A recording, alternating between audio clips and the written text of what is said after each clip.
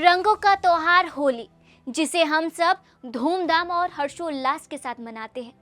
लेकिन इस बार क्या आप जानते हैं कि होली सिर्फ एक रंगों का त्योहार नहीं, बल्कि एक गहरा रहस्य छुपा हुआ है। आज हम इस रहस्य को उजागर करेंगे और बताएंगे कि होली की उत्पत्ति क्या है और इसका इतिहास क्यों इतना दिलचस्प है।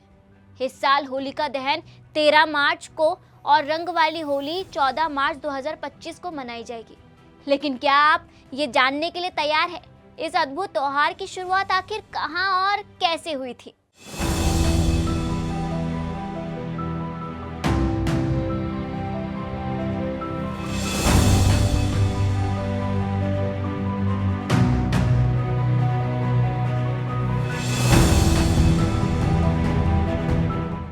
नमस्कार, मैं सोनम गुरु और स्वागत करती हूँ आप सभी का सुदर्शन धर्म चैनल पर, जहां हम हर रहस्य को उजागर करते हैं।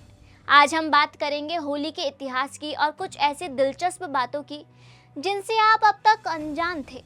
होली का ये पर्व सिर्फ रंगों से नहीं जुड़ा है, बल्कि ये जीवन, मृत्यु, प्रेम और शक्ति का अद्भुत मिश्रण है। आपने कभी सोचा है कि होली की शुरुआत धरती पर नहीं, बल्कि देवलोक में हुई थी?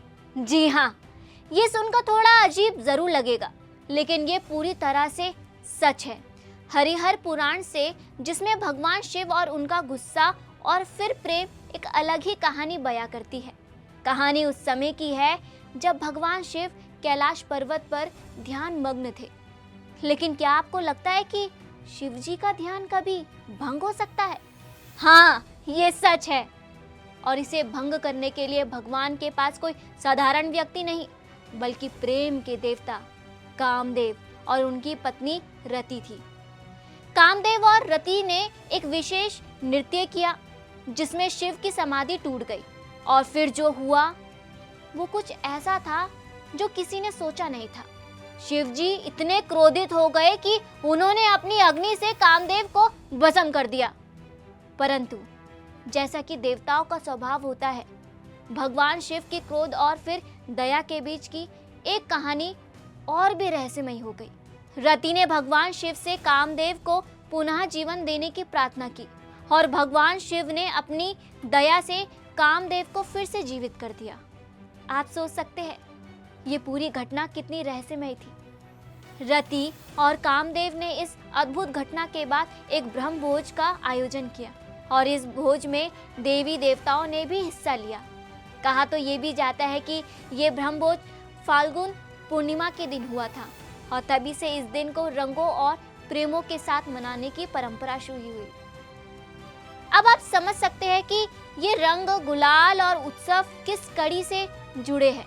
चलिए आपको ये भी बताते हैं। ब्रह्म भोज के दौरान भगवान शिव ने डमरू बजाया, भगवान विष्णु ने बांसुरी से धुन छेड़ी, माता पार्वती ने वीणा बजाई और देवी सरस्वती ने बसंत के राग गाए।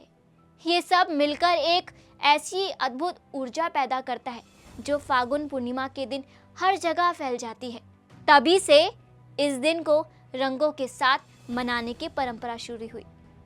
तो क्या आपको ये जानकर हैरानी नहीं होती कि इस महान पर्व के पीछे इतनी गहरी कहानी और रहस्य है? यही कारण है कि होली से पहले हम देवी देवताओं को रंग अर्पित करते हैं और होलिका दहन की राग से शिवलिंग का अभिषेक करते हैं। ये न केवल एक शुभ परंपरा है, बल्कि ये उन शक्तियों का प्रतीक है जो इस दिन के साथ जुड़ी हुई है। अब जब आप इस होली को मनाएं, तो सिर्फ रंगों के साथ आनंदित ना हो, इस त्योहार के पीछे की गहरी परंपरा और रहस्यमय शक्तियों को भी महसूस करें। होली केवल रंगों का नहीं, बल्कि प्रेम, एकता और सकारात्मक का प्रतीक है।